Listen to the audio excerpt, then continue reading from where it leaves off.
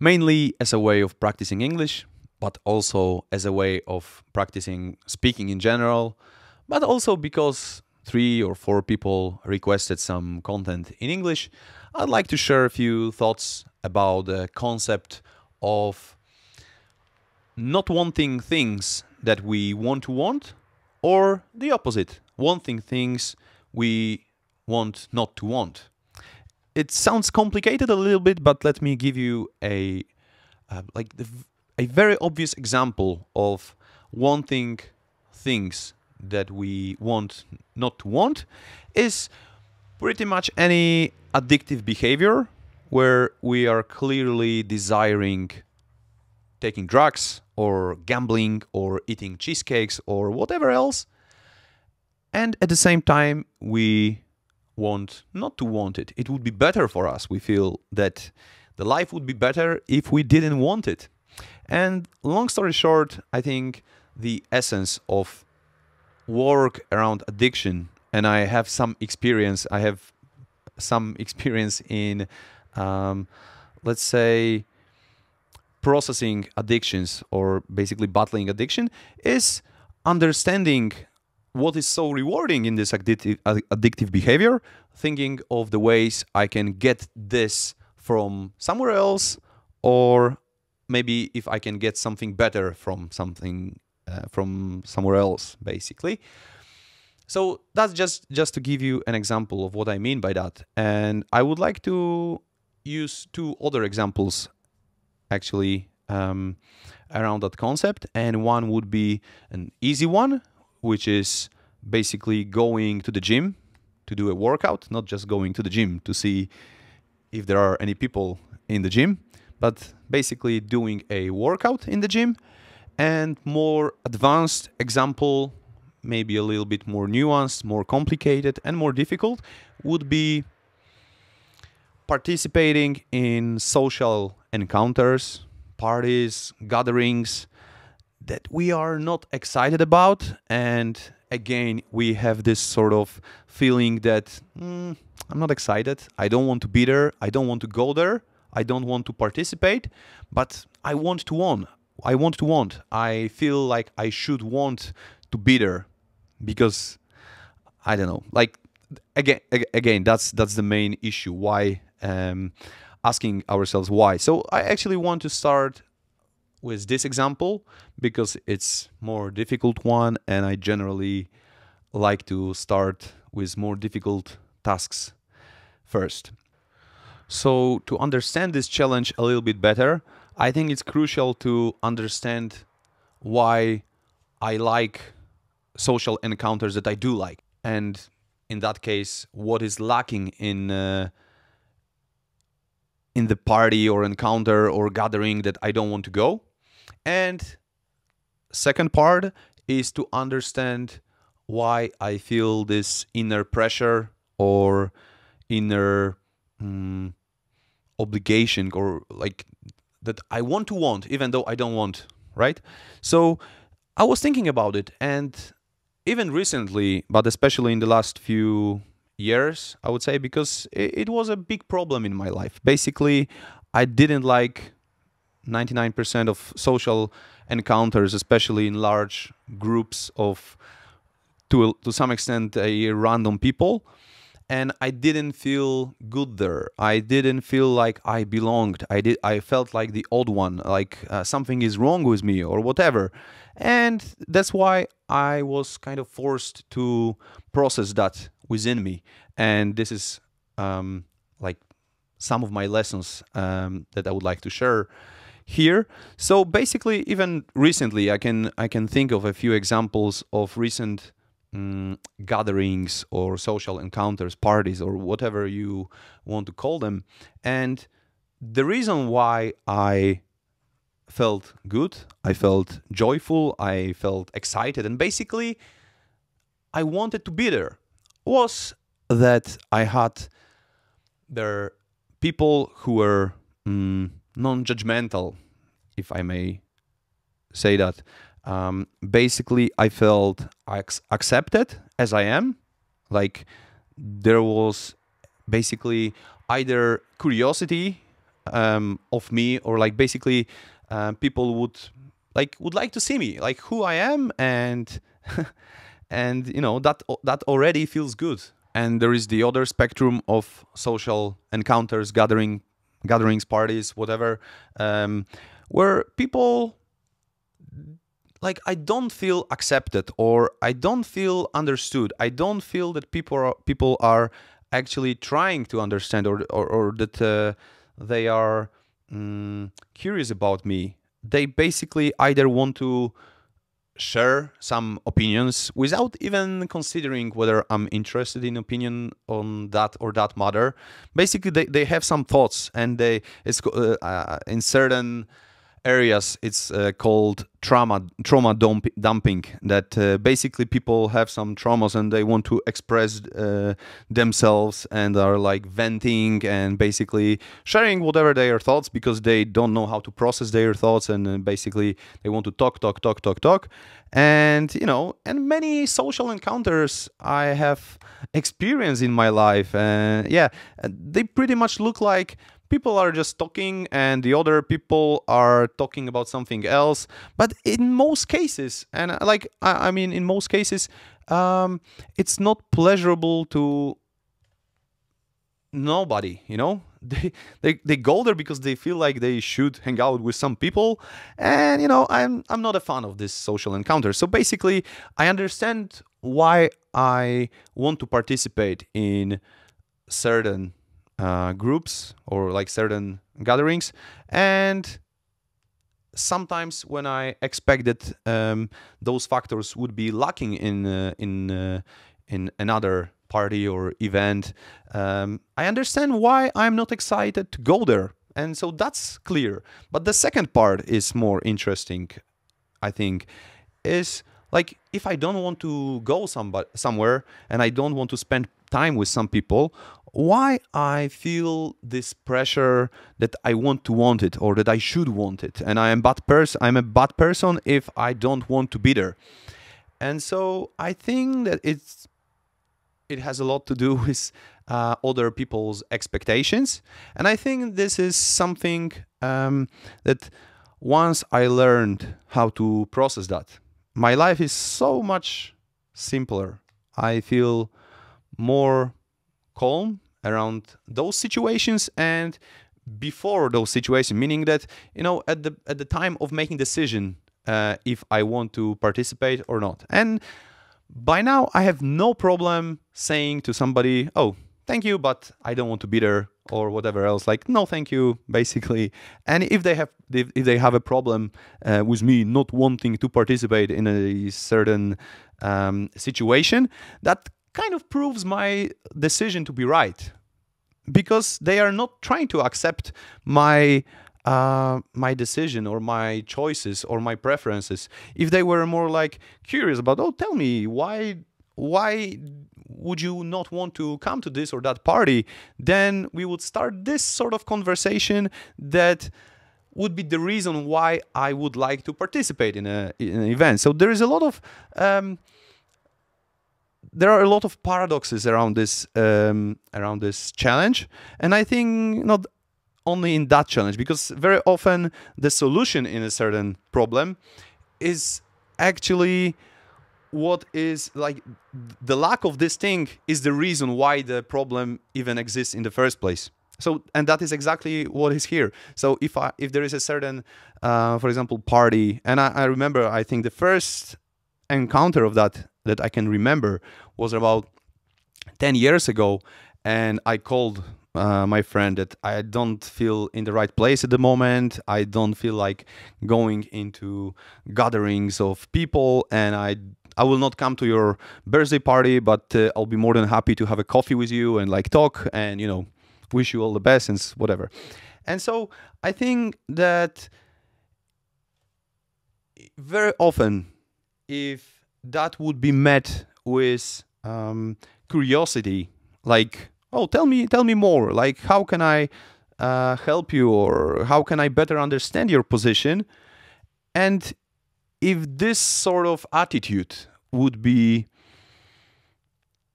a standard in people who are making this group that I want or I don't want to participate in a party, then that would be the reason why I would like to go in the first place. And if I expect that those sort of people are not sharing this attitude, then basically that's the reason why I don't want to go. But sometimes the pressure is from the people I really, I really want to support, or I really want to positively influence their experience. And sometimes I can accept that they either cannot communicate it better, or like basically I only want to do it for them. And I'm thinking about like how uncomfortable would be the social encounter for me, and how much I really can get this potential life, potential satisfaction that I did somebody to somebody. I did something to somebody, and very often or sometimes that is actually a game changer in this area, in this sort of problem. That, you know, actually at first I was not excited about the idea of the party, because I had these expectations and preconceptions that the party is supposed to be fun. I am supposed to be excited, and in general that is the correct expectation before the party, that I'm going to be surrounded by people I like, I accept, I adore, I approve, and we share the same value, and that the opposite is towards me. But there are certain situations, whether, you know, I don't know, family or business or whatever social gatherings, that like expecting excitement is wrong basically. But still I want to do something for somebody. I want to support somebody in just like being present for them. So there are certain situations where I actually want to be in the party. I want to be in this sort of environment, but not because of my personal excitement, but because of certain, like using a certain sacrifice, I would say, of some sort of relative discomfort of mine, and sacrifice my sense of comfort for somebody I love or somebody I want to be supporting. And when I take this into account, I actually realize, at first I was not excited about it, but if I can do this for you, if I can support you, or I can just give you some sort of joy because I am present at, you know, a party that is generally boring for me, like listening to some boring stories or some sort of political commentary or whatever things that I am genuinely not interested in. But, you know, if I can support somebody, and that is the sense of my role there, I suddenly realize I want to be there.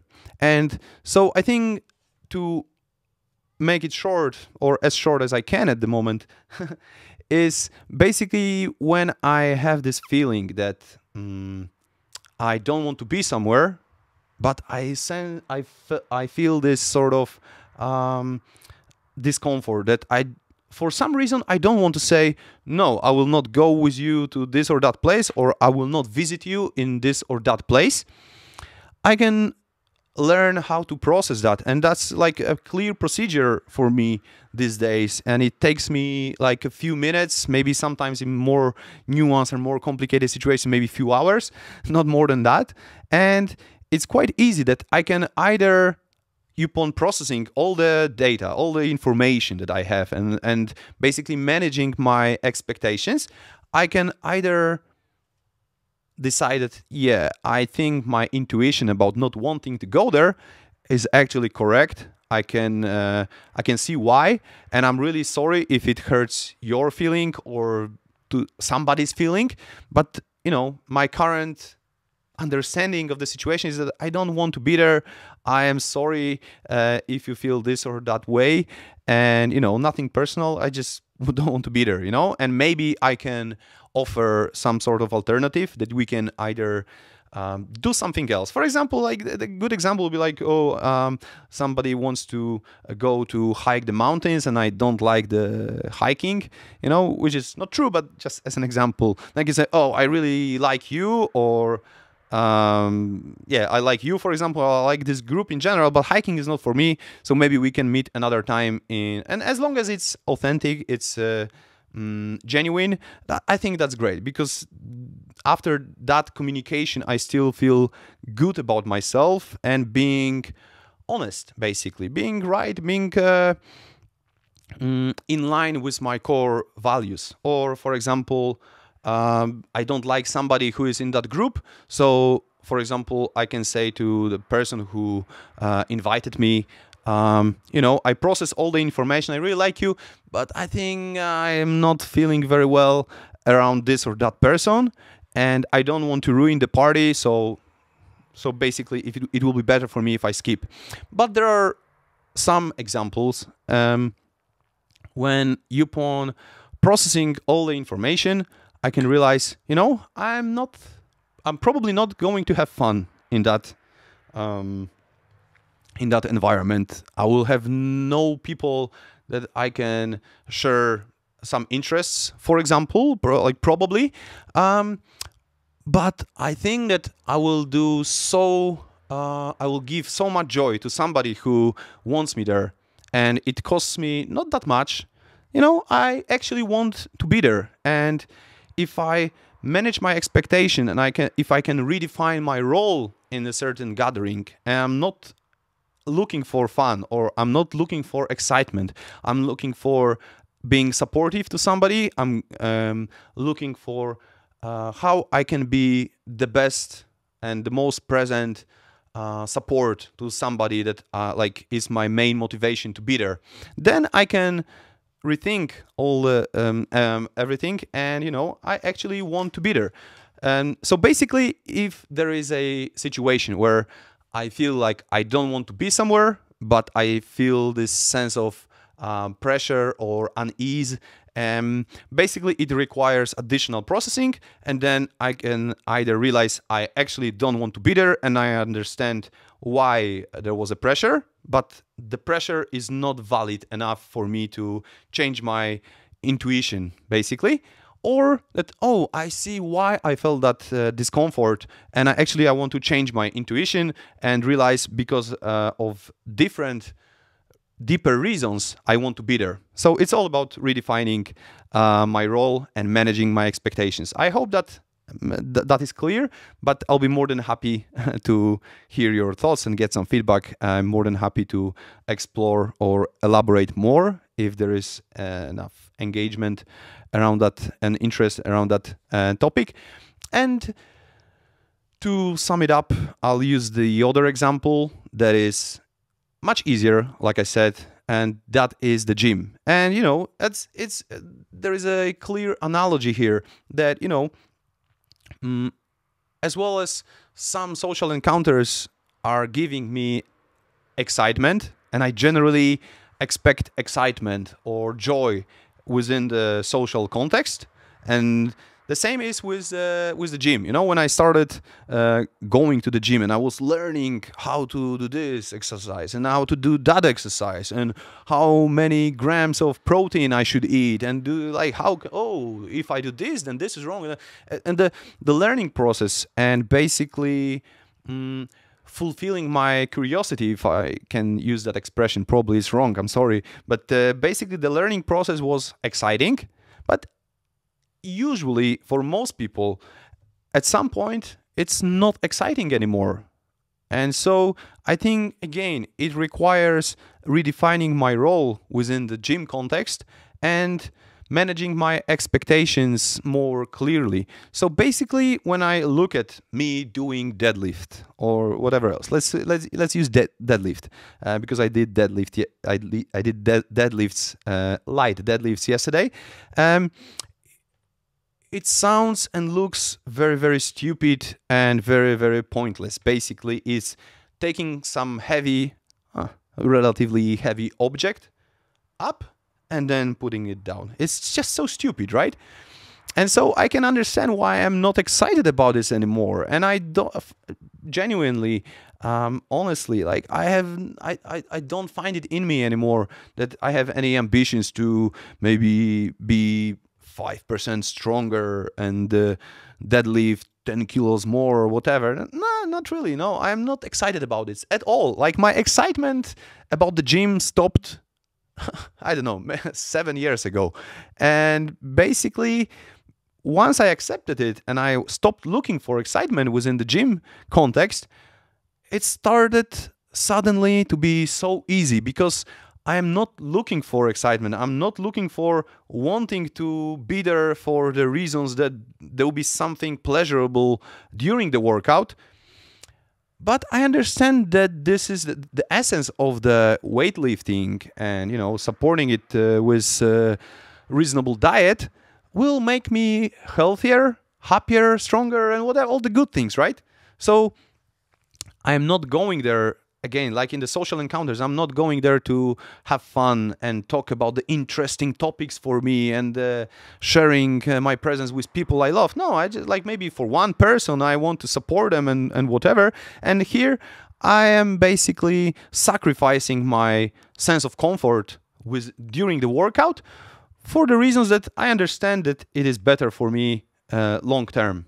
Simple as that, But again, easier example is not always obvious, and it's not always that easy, because I want to emphasize that I really respect this sort of inner discomfort that, I feel some sort of pressure that I should do the workout even though I don't want to, and so on.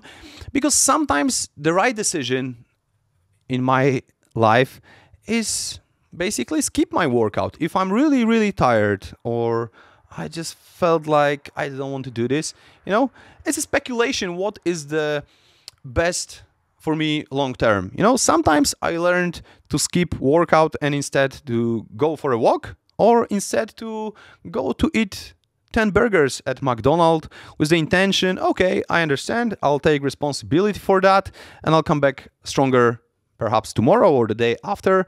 And as long as I am happy to take responsibility for my actions and take consequences of my actions, I think I'm good to go, And basically the funny part at the end, I want to share that very often, once I let go my expectation of excitement, or let's say excitement during the party or during the workout, there is some sort of excitement coming into this place that, oh, I'm only here, I'm not supposed to be having fun here, and I'm not supposed to be enjoying this or that.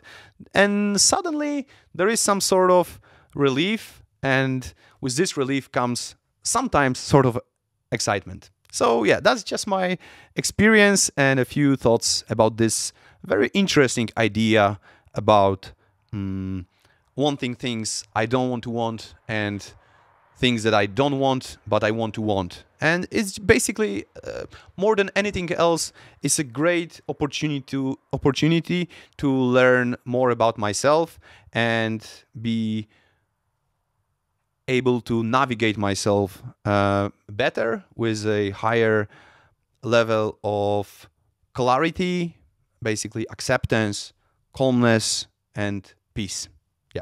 Thank you so much for listening. I appreciate your presence here.